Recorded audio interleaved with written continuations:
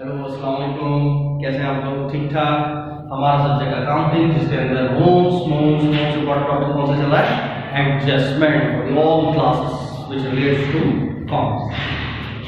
अच्छा, last class के अंदर जो हमने इनकम का एक फेज पढ़ लिया था, जिसका था कमीशन और ऊपर यानी ट्रायल बैलेंस के अंदर अगर इनकम रिकॉर्ड हो, ट्रायल बैलेंस के अंदर अगर ऊपर इनकम रिकॉर्ड हो और नीचे फिर मुख्तलिफ बातें वो अगर प्रोसीड करता है, आगे चलाता है, तो वो क्या क्या हो। क्लियर? यहाँ तक ओके की रिपोर्ट है। अब हम ऊपर का चेंज करते हैं। अगर ऊपर ट्रायल बैलेंस के अंदर जैसे यहाँ पर अर्न लिखा है, यहाँ पर अनअर्न, और फिर यहाँ पर कौन कौन से केसेस हो सकते हैं। ठीक है, बिल्कुल सेम इसी तरीके से इसी स्टेप्स के तहत बेसिक जो एडजस्टमेंट की है उसके अंदर जो बेसिक एग्जांपल है उनको मैं बेसिक तरीके से आपको बेसिक चीजें समझा रहा हूं। सही है? ठीक है। अच्छा जी,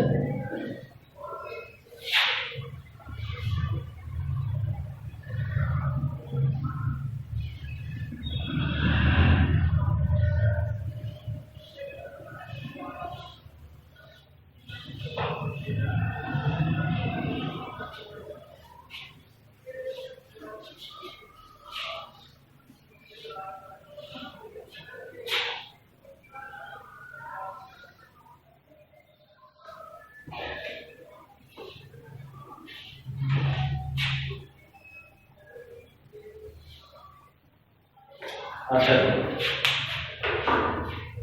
अब मैं ऊपर पहले नंबर पे लेता हूं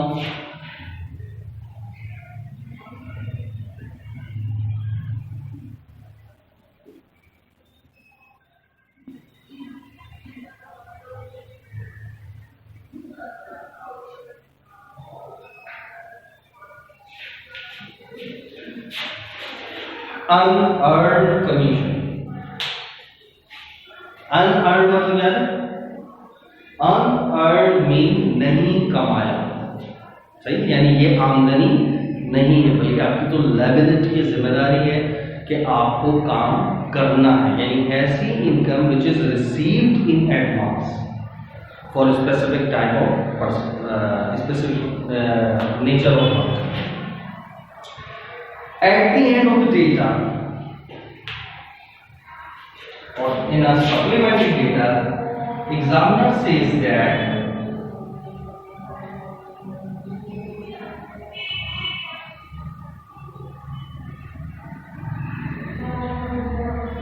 commission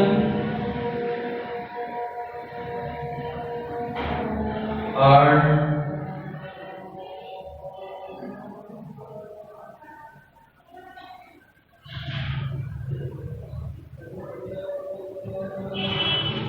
for the year rupees 800। ठीक है।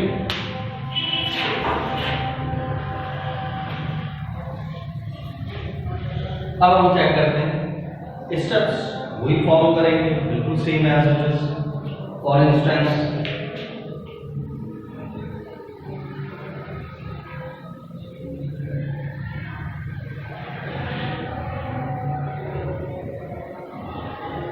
पहले क्या था? असल निकाल। ठीक है, अब आप जरा खुद से कोशिश करें, असल निकालें कितना, कैसे निकालते हैं? ऊपर नीचे पढ़ा।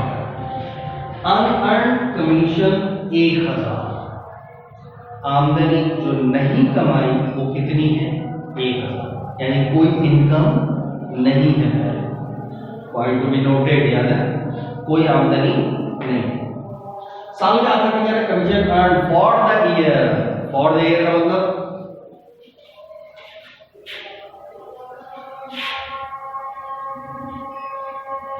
फॉर द ईयर का मतलब ही क्या है? एक्चुअल। फॉर द ईयर का मतलब ही क्या है? एक्चुअल। ठीक है। अच्छा,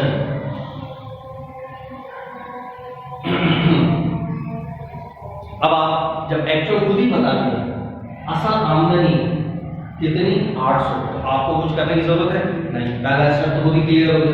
असल आमदनी कितनी है? 800। इसको माइंड में अलग कर लीजिए। क्लियर? बैलेंस शीट ऐसी था कि वो बैलेंस शीट कैसे करते थे? ऊपर और नीचे पढ़ा था। पहले आमदनी कितनी है? कोई आमदनी नहीं है, अनर्न लिखा हुआ, पहले कोई आमदनी नहीं है।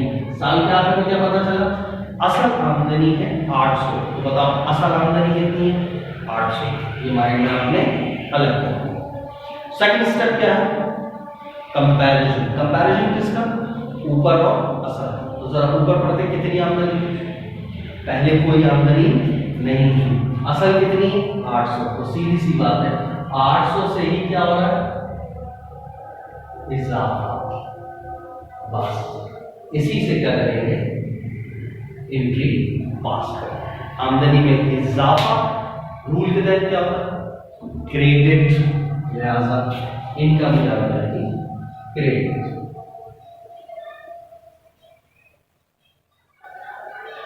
कमीशन और क्रेडिट कितने से, 800 से। तो अंडर स्टूडेंट डेबिट खुद बताओ क्या हो रहा होगा, हमने पहले से रिकॉर्ड किया, क्या पता अनर्न तो आमदनी नहीं, लेकिन पता चल गया 800 तो आमदनी, तो इनकम में तो इजाफा हो गया। तो कमी किस में भी होगी, अनर्न में। अनर्न लायबिलिटी है, लायबिलिटी में कमी डेबिट होगा। तो अंडर स्टूडेंट अनर्न ही डेबिट होगा।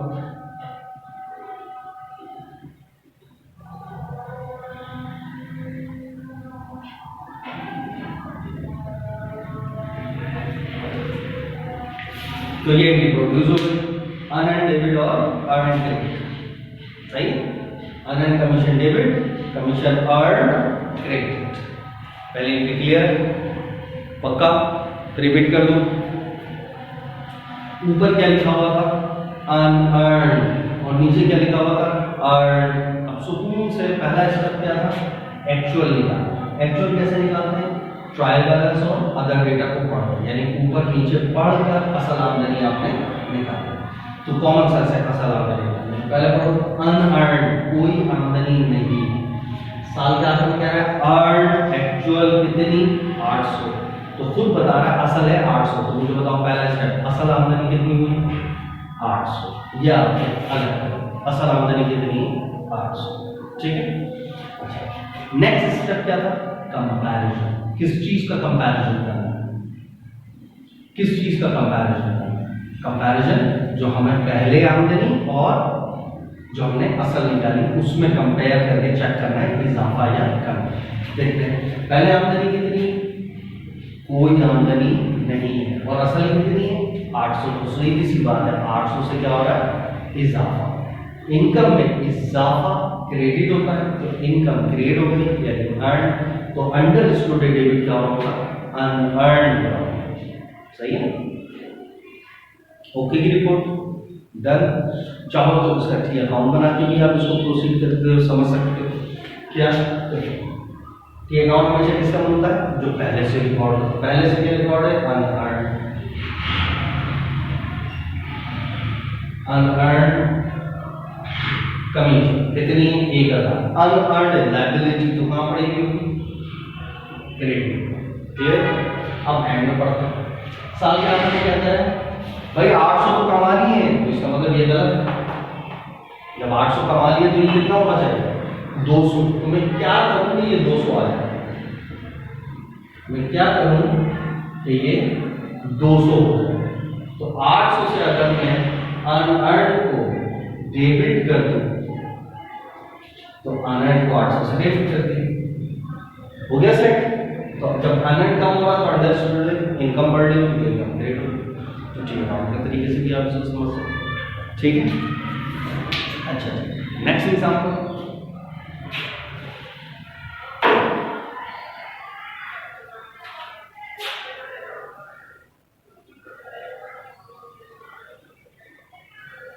unearned commission rupees 2, सही, unearned 2। अब सुकून से पढ़ो। अच्छा, फिर याद है मैंने आपको बोला था पढ़ना सलीके से, ऐसे पढ़ लोगे अनअर्न्ड 1000, अनअर्न्ड 200, आपको समझ में आएगा बोलना क्या चाह रहा है। लेकिन इसको अपने लिए आसान अल्फाज इस्तेमाल करो कि साल के शुरू में जो आमदनी नहीं कमाई थी वो कितनी थी?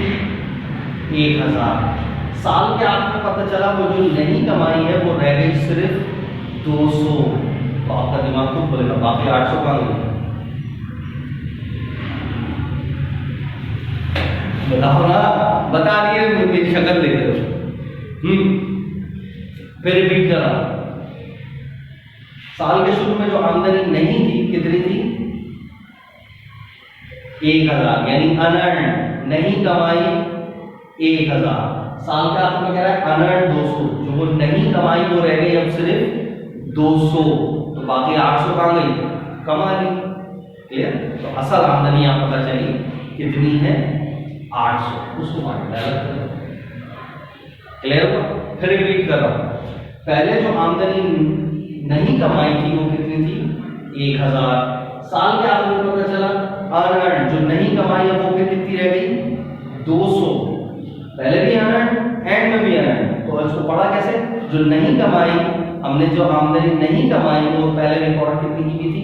1000। साल के आखिर में पता चला जो नहीं कमाई वो है भैया असल में तो सिर्फ 200। तो इसका मतलब बाकी 800 कमा ली। तो इनकम हो गई हमारी 800। पहला स्टेप क्लियर कि असल आमदनी कितनी हमने निकाली? 800। दूसरा स्टेप कंपैरिजन करना। किसका? पहले क्या लिखा था? तो पहले कोई आमदनी थी नहीं थी, होता ना, कोई आमदनी नहीं है। बस अभी पता चला कितनी असल है? 800। इतने से क्या हो रहा है? इनकम में इजाफा। और इनकम में इजाफा क्रेडिट, इनकम क्रेडिट, और डेबिट क्या होगा? अनअर्न्ड। इसका मतलब क्या हुआ? दूसरे नंबर पर भी सेम, सिर्फ मैंने आपको अल्फाजों में घुमाया, कॉन्सेप्ट समझाया। यहां तक ओके की रिपोर्ट है? तो देखो ये एक बेसिक उसूल मैंने समझा दिया। तो ये आज खत्म। बेसिक एडजस्टमेंट की बेसिक एग्जाम, सही?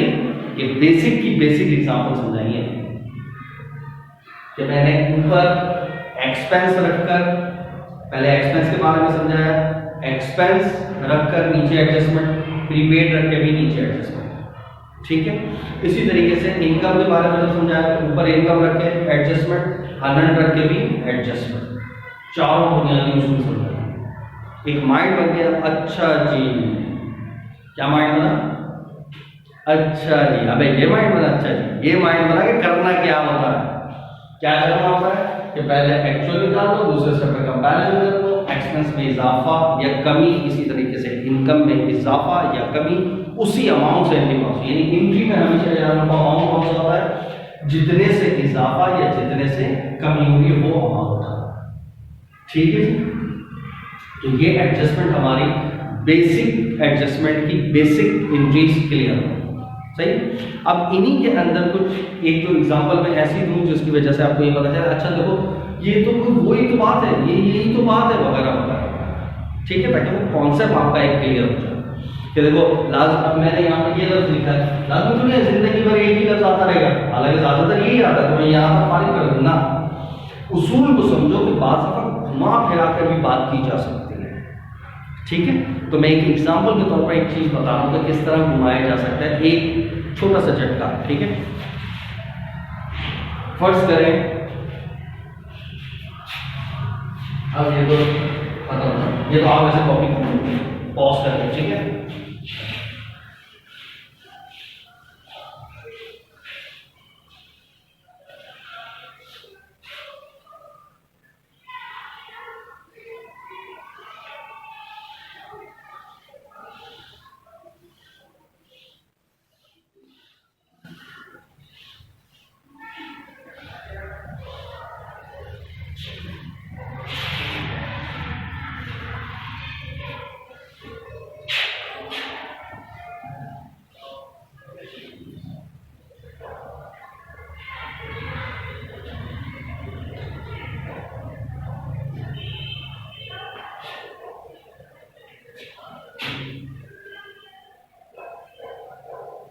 फर्स्ट करो मैं कुछ ले लेता हूँ, इंश्योरेंस ले लेता हूँ, थोड़ा सा हट गया, क्या करें, सही? और इंशाल्लाह जब ये कभी इंश्योरेंस का जिक्र आपके पास आएगा तो आपको याद होगा यार हाँ हमने बीसी के अंदर इस टाइप की भी कोई एग्जांपल पढ़ी थी, वरना तो मैं कोई रेंट ले लूँ, ये ले लूँ, कुछ भी ले लूँ, सेम ही बात है, लेकिन एक इंश्योरेंस ले लूँ तो इससे मुताबिक बातें आती हैं।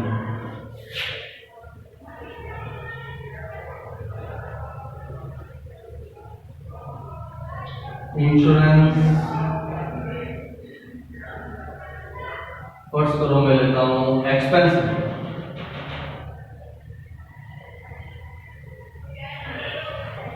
या थोड़ा सा प्रैक्टिकली बनाने के लिए इसको ना मैं दो एग्जांपल में डाल देता हूं, सही है।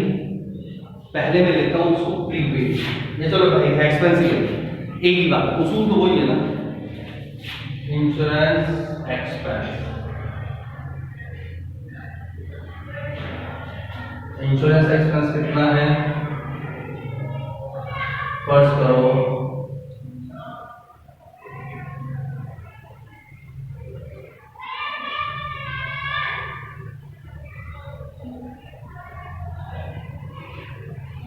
1200 पहले से रिकॉर्ड किया, इंश्योरेंस एक्सपेंस 1200 ट्रायल बैलेंस का record.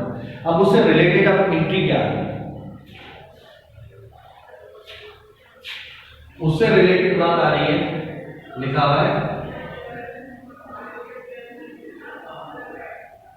Insurance was paid, insurance was paid on 1st August 2020। 1 अगस्त को पेश दिया था फॉर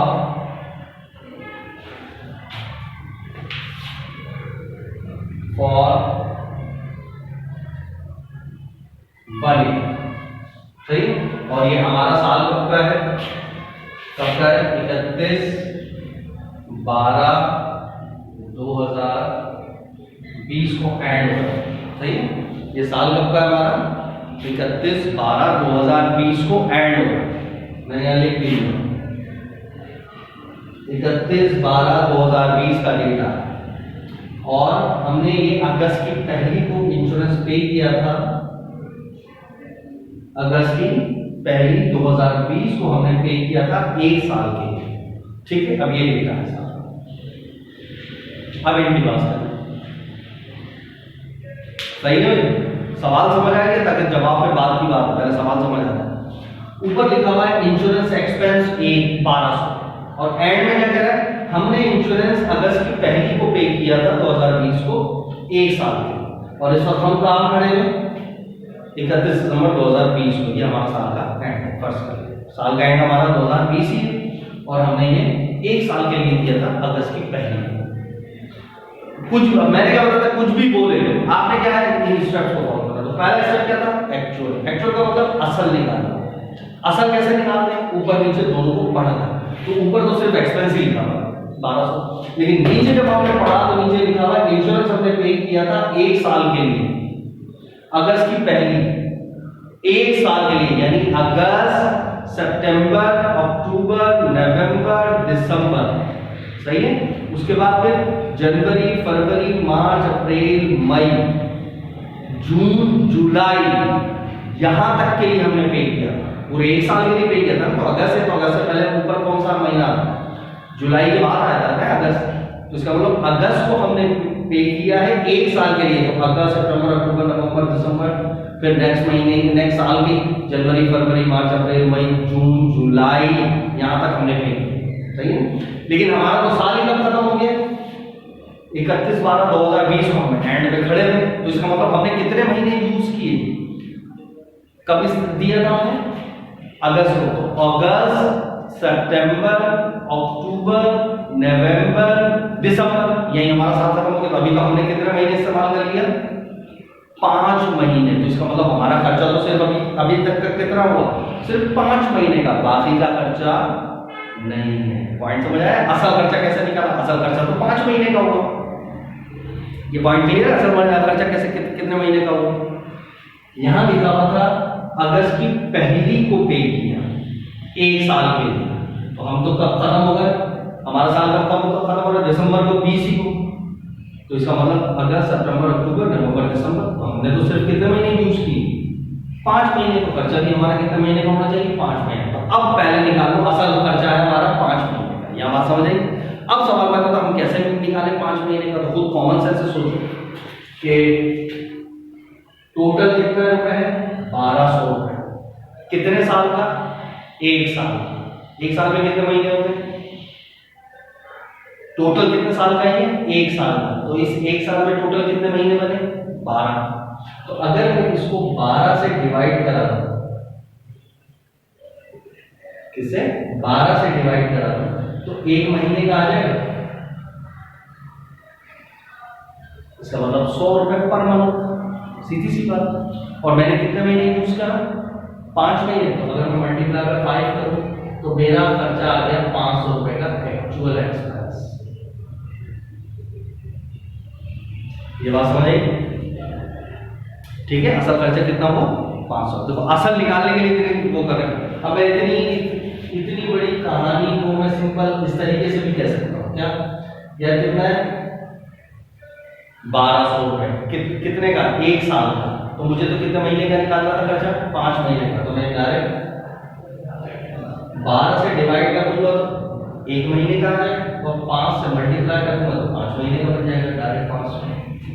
तो ऐसे निकालो कैसे निकालो, असल था 5 महीने का खर्चा निकालना, 5 महीने का कितना खर्चा है 500, तो असल खर्चा पता चल गया 500। अब पूरी वही कहानी, पहला स्टेप क्या था असल खर्चा निकालना, तो असल तो आपने निकाल लिया कितना है 500, ठीक है।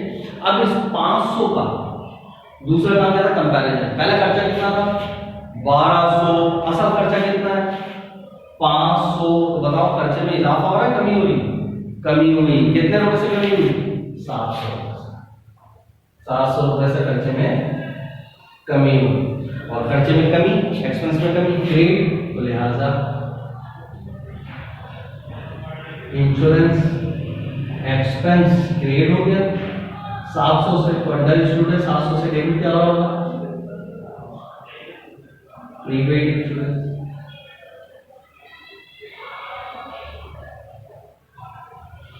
बताओ क्लियर है ये पॉइंट। तो देखो इस तरीके से भी अल्फाज में घुमाया जा सकता है, हालांकि वही बात है, मैं डायरेक्ट यहां पर लिख देता नेट एक्सपेंस 500, तो बात तो वही होती है ना। आप क्या बोलते हैं पहले खर्चा कितना था 1200, असल खर्चा कितना है 500, तो खर्चे में क्या हो रहा है कमी, या बैलेंस चेक करते हैं आप एक्चुअल निकाल लोगे, तो मैं यहाँ लिख के दे दूं असल खर्चा है 500, तो आपको निकालने की जरूरत नहीं। लेकिन मैंने यहाँ पर क्या करा घुमा के अल्फाज बात कि मैंने तो अगस्त की 1 तारीख को दिए हैं, और वो भी दिए हैं 12 महीने के लिए, तो आपने बोला यार मेरा तो साल ही एंड का बोला दिसंबर, तो अगस्त सितंबर अक्टूबर नवंबर दिसंबर मेरा तो यूज हुआ सिर्फ 5 महीने, तो 5 महीने का फिर मैं खर्चा निकालूंगा, तो मेरे पास था 1200 रुपये 12 महीने का, तो मैंने 12 से डिवाइड करा दिया 1 महीने का, और 5 महीने 5 से मल्टीप्लाई करा दूंगा तो 5 महीने का, तो असल खर्चा हो गया 500 रुपये। बस ये निकाला, और बाकी कोई स्टेप को फॉलो यहाँ तक ओके, ठीक। अच्छा सेम यही सिचुएशन मैं ऊपर प्रीपेड डाल दूं, सेम कहानी रखूं और ऊपर क्या रख दूं प्रीपेड। अब क्या होगा नेक्स्ट, बल्कि आपने ये ग्रीन से लिखा या ये मैं ब्लू से लिख रहा हूं ताकि वो थोड़ा सा प्रोमिनेंट रहे, क्या ये अलग कहानी है। अब मैं यहां पर लिखूं फर्स्ट तो प्रीपेड, प्रीपेड इंश्योरेंस वही बात, बाकी सब सेम, ये सेम रखो, ठीक है ये सेम रखो। अब फिर दोबारा बोलो ऊपर नीचे पढ़ने के बाद क्या करना होता है असल खर्चा निकालना, तो आपने ऊपर पढ़ा आपके बचा हुआ 1200, नीचे लिखा हुआ है मैंने अगस्त की 1 को दिया था बस 1 साल के लिए, भाई ये बात है दोनों को पढ़ने के बाद आपका यही खर्चा लिया, मेरे तो 5 महीने का तो खर्च हो गया ना, मुझे 5 महीने का निकालना अगस्त सितंबर अक्टूबर नवंबर दिसंबर, तो आपने जो वही किया 1200 मल्टीप्लाई बाय 5 डिवाइडेड बाय 2, 5 महीने का असल खर्चा आ गया आपका कितना असल 500, इसको माइंड में अलग करिए। अब फिर वही कंपैरिजन पहले खर्चा कितना था कोई खर्चा नहीं था, पहले तो प्रीपेड था कोई खर्चा नहीं था, अभी हुआ 500 से, तो इतने से ही क्या हो रहा है इजाफा, और एक्सपेंस में इजाफा डेबिट होता है, तो लिहाजा रेंट एक्सपेंस डेबिट हो जाएगा और प्रीपेड रेंट क्रेडिट हो जाएगा। कितने से इजाफा? 500 से, तो 500 है। तो देखो अगर ऊपर प्रीपेड होता और यही सेम कहानी होती तो ये इनकी पास होती और इतने से। चाहो तो कॉन्सेप्ट भी बना के देखो। पहले इसका बता प्रीपेड रिकॉर्ड है, ऊपर आपने प्रीपेड इंश्योरेंस लिखा, कितना? 1200। साल के आखिर में क्या पता चला था? 500 रुपए का खर्च हो गया। तो इसका मतलब जब इसमें से 500 रुपए खर्च हो चुके हैं तो बचे कितने? 700। तो मैं क्या करूं कि यार ये 700 बन जाए, मुझे प्रीपेड को 500 रुपए से क्रेडिट करना पड़ेगा। देखो प्रीपेड 500 से क्रेडिट हो जाएगा। सेम एज इट इज जब आप इसके लिए अमाउंट करना चाहोगे तो ऊपर पहले क्या लिखा है? Insurance expense. तो आपने लिखा इंश्योरेंस एक्सपेंस 1200 और फिर आपने नीचे पढ़ा था असल खर्चा तो था 500। तो मैं क्या करूं कि ये 500 बन जाए? तो आपको एक्सपेंस को 700 से क्रेडिट करना पड़ेगा। तो एक्सपेंस को 700 से क्रेडिट कर दिया। प्रूफ, हर चीज प्रूफ। ठीक है, तो इस तरह पढ़ोगे तो मजा आएगा। तो ये मैंने एग्जांपल दी, देखो वही जो मैंने बेसिक पढ़ाने के लिए बेसिक एग्जांपल दी थी, उन बेसिक में एक छोटा सा झटका डाला कि देखो अच्छा ऐसे भी पॉइंट्स आते हैं, यानी बातों में एग्जामिनर ऐसे भी घुमाता है, उसूल एक ही है। पहले ऐसे निकालो, कंपैरिजन करो, जितने से इजाफा या कमी है उससे भी पास करो। क्लियर है? फिर उसके बाद मेरा मसला आहिस्ता आहिस्ता आहिस्ता पास पेपर को भी जरा देखेंगे यार बेसिक इन अल्फाज कौन से आते हैं, क्या आते हैं, उसूल ये। फिर आखिर में फिर मैं इसका मैं बम पढ़ूंगा कि भाई ऊपर प्रीपेड भी आ जाए, ऊपर एक्सपेंस भी आ जाए, ऊपर पेबल भी आ जाए, नीचे भी सप्लीमेंट्री डेटा में भी प्रीपेड भी है, पेबल भी है, सब एक साथ खिचड़ी बन जाए। फिर क्या करना होगा? ठीक है, वो बात पहले ये खत्म हो जाए, उसके बाद में इंशाल्लाह आपको हैवी डोज भी देंगे। ठीक है, हाँ, जब तक के लिए अपना ख्याल रखिएगा। अल्लाह हाफिज़।